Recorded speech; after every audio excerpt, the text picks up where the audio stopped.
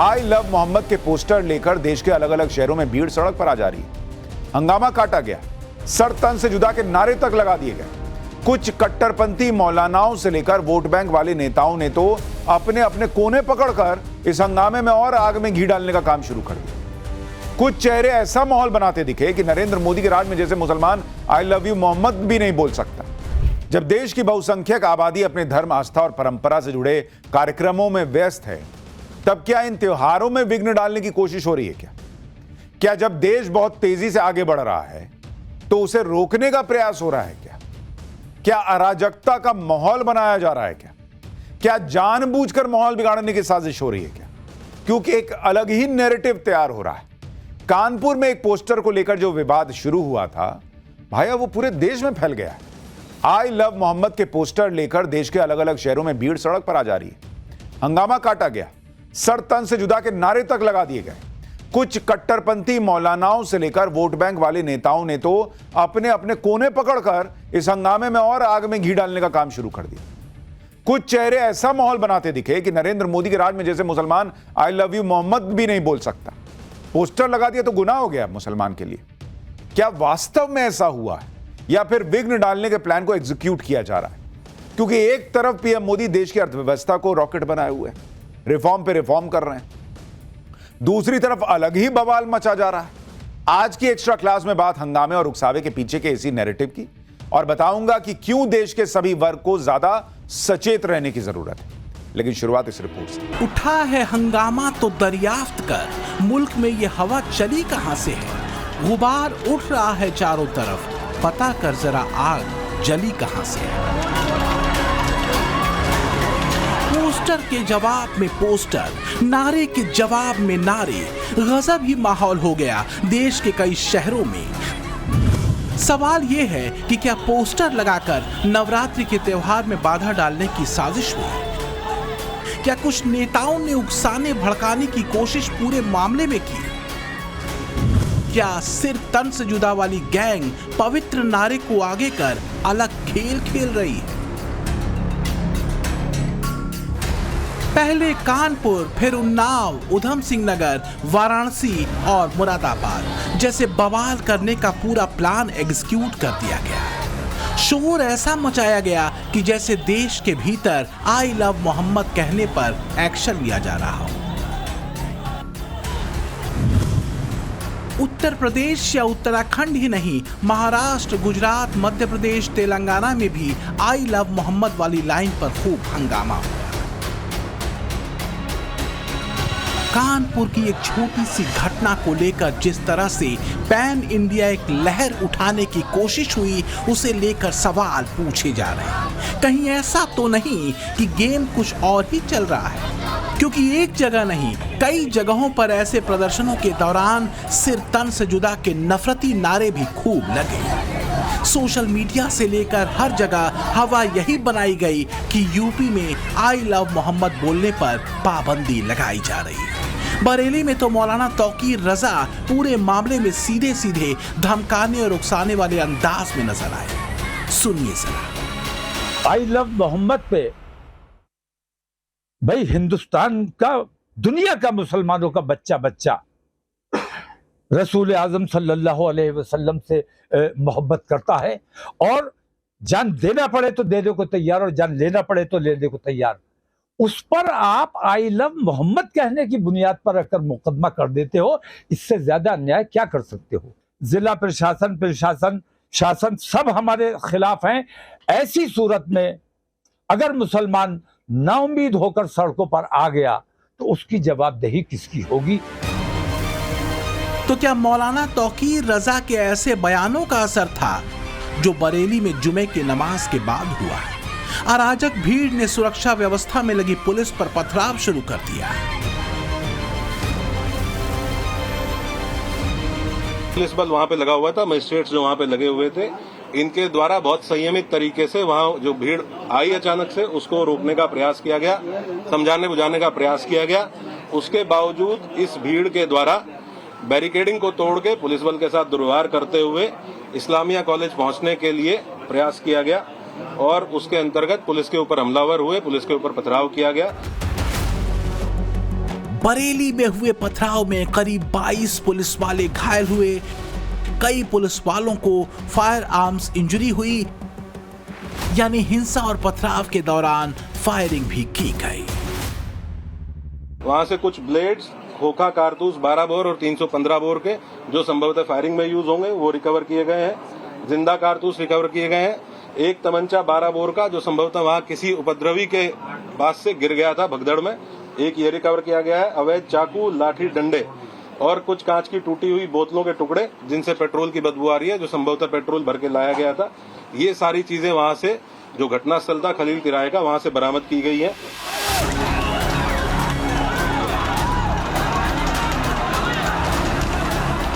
हालांकि बरेली में पुलिस ने अराजक भीड़ पर एक्शन लिया और मोहब्बत के नाम पर नफरत की लाइन पकड़ने वालों को लाइन पर लाने का इलाज भी बखूबी किया गया। आपने देखा होगा कल बरेली के अंदर वो मौलाना भूल गया कि शासन किसका है।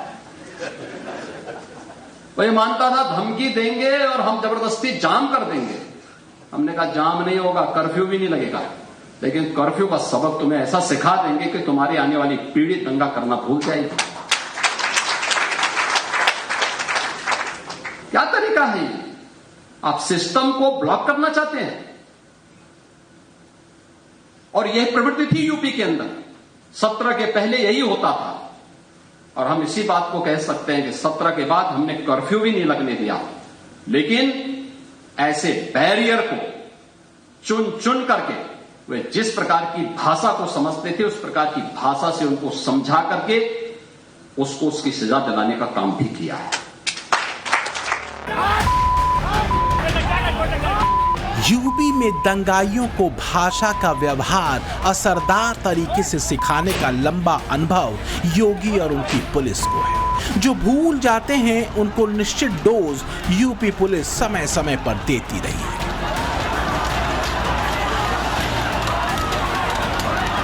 बरेली को अशांत करने के प्लान को एग्जीक्यूट करने वाले कारकुनों से लेकर उनके मास्टरमाइंड यानी आका तक पहुंचने में फिलहाल पुलिस लगी है। ये भी बहुत आवश्यक है कि हम इन्वेस्टिगेशन के दौरान ये पता करें कि जो ग्राउंड पे लोग मौजूद थे, जो अलग अलग चौराहों पे पुलिस के साथ मिसबिहेव कर रहे थे, पुलिस के ऊपर हमलावर थे, पथराव कर रहे थे, और इनके पीछे कौन व्यक्ति था जो इनसे लगातार संपर्क में रहते हुए इनको ये करने के लिए उकसा रहा था। तो उस बिंदु पे इनसे पूछताछ की जा रही है। इनके मोबाइल फोन जिनके रिकवर किए गए हैं, उन मोबाइल फोन से भी एविडेंस कलेक्शन किया जा रहा है। बरेली में जो कुछ हुआ वो अनायास हो गया या किसी टूल किट को एक्टिव किया गया था, इसकी जांच पुलिस करेगी। मौलाना तौकीर रजा समेत 8 लोगों को गिरफ्तार किया गया है, पर सवाल गंभीर हैं। सवाल रेडिकलाइजेशन यानी कट्टरता के उस टूल किट को लेकर है जिसका इस्तेमाल देश को अस्थिर करने में टेरर आउटफिट करते रहे हैं। जांच एजेंसियों को शक है कि धर्म की आड़ में लोगों को, खासतौर पर युवाओं को भड़काने की कवायद की गई। अब जांच एजेंसियां सोशल मीडिया ग्रुपों की जांच कर रही हैं। इस खास पैटर्न में सबसे ज्यादा सॉफ्ट टारगेट युवा होते हैं। दरअसल पिछले दिनों देश की अलग अलग जांच एजेंसियों ने कुछ ऐसे ही मॉड्यूल का पर्दाफाश किया था जिसमें युवाओं को भड़काने की कवायद की गई। युवाओं में कट्टरपंथी विचारधारा पैदा करने की कोशिश की गई। सोशल मीडिया के जरिए भड़काऊ और जहरीले पोस्ट को बढ़ाकर मुसलमान युवाओं को रेडिकलाइज करने का खुलासा जुलाई के अंतिम हफ्ते में हुआ था, जब बेंगलुरु से गुजरात एटीएस ने शमा परवीन नाम की इस लड़की की गिरफ्तारी की थी।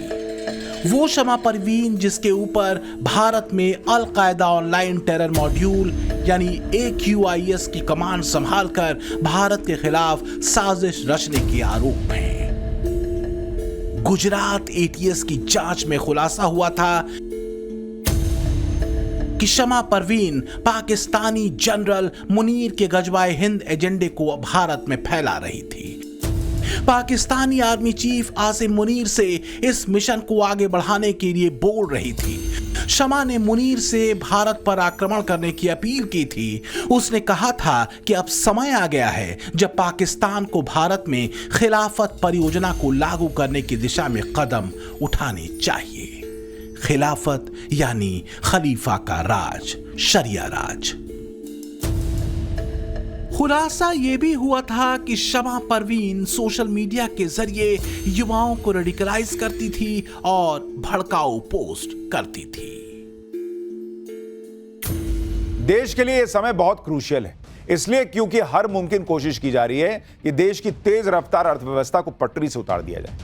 भारत के सामने बाहर और भीतर दोनों तरह की चुनौतियां हैं। कहीं ऐसा ना हो हमारी नासमझी का फायदा कोई दूसरा उठा ले। दोनों पक्षों को यह बात समझनी होगी। सोशल मीडिया पर सवाल तो यह भी पूछे जा रहे हैं कि कहीं ऐसा तो नहीं कि कुछ लोग जो हंगामे और अराजकता में अपनी सियासत का टूलकिट खोज रहे हैं वो इसी कोशिश में है कि माहौल बिगड़े।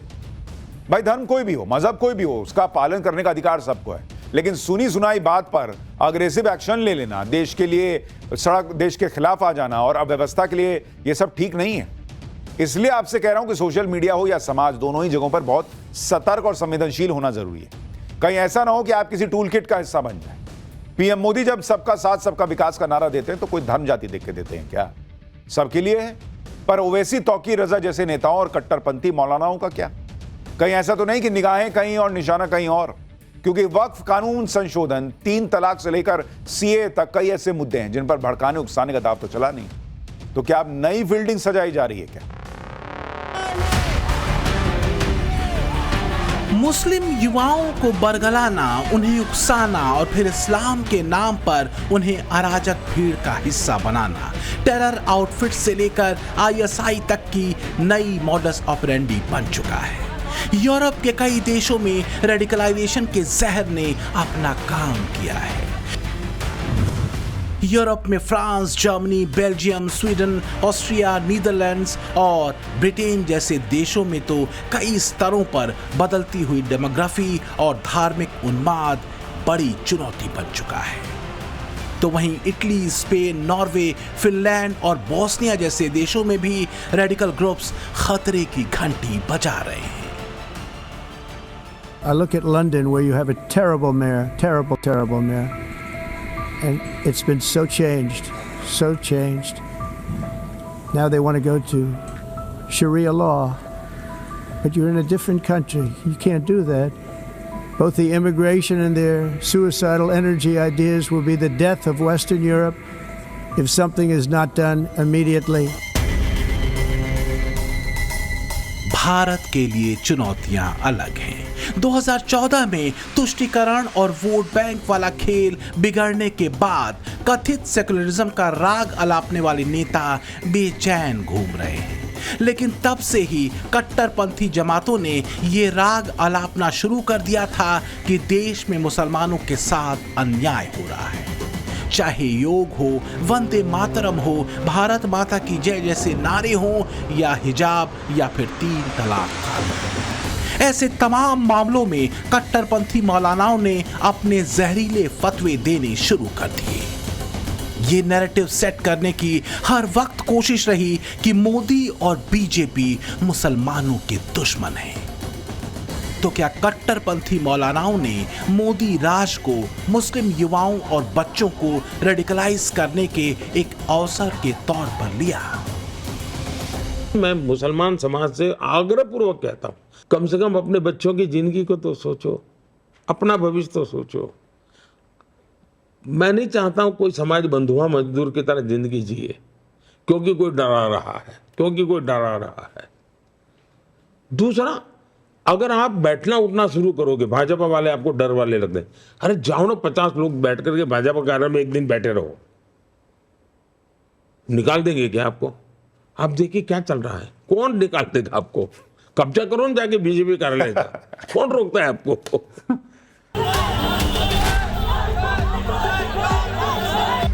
तो क्या असल मुद्दा नैरेटिव है? क्योंकि सच यही है कि कानपुर वाली घटना में जो एफआईआर दर्ज हुई वो किसी के आई लव मोहम्मद का पोस्टर लगाने की वजह से नहीं हुई। ये बात खुद कानपुर शहर के काजी सरेआम बता चुके हैं। जो हुई आई लव मोहम्मद के नाम पर जो चर्चा चल रहा है, तो बड़ा उसको हमने आई लव मोहम्मद के नाम पर FIR तो नहीं है, बैनर फाड़ने के चक्कर में है FIR, उसमें मैंने पढ़ी है, उसको तफसील से देखा है। ये बदगुमानी है लोगों को, और उसकी सफाई अधिकारियों ने, पुलिसकर्मियों ने भी मुझे दी है।